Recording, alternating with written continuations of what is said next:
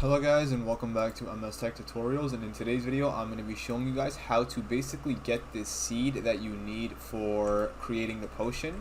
And essentially what you want to do is first go over to view, you want to go over to view ingredients, and what you want to do is you want to look for the seed that you need. And at first there will be a planted box and it will not be checked. So what you want to actually do is you want to go over to the fairy, and you will, I believe you need about 10 flowers, so go ahead and just pick 10 flowers, shouldn't be too hard.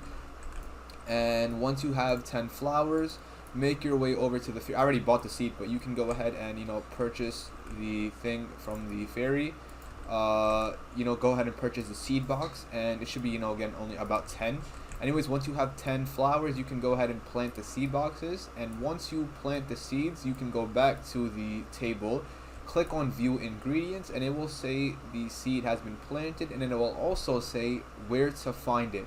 So for example, moonflower I can harvest at night, so now I just basically need to go around looking for moonflower, and yeah, it will only be done at night.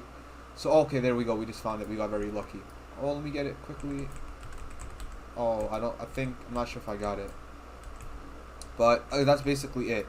I found the moonflower. Now hopefully it does work. I'm not sure if it will work because it turned day as soon as I went to go get it, but go ahead and drop it in, and there we go, we got it. So we got candy and we also got a potion, and yeah, that should basically be it.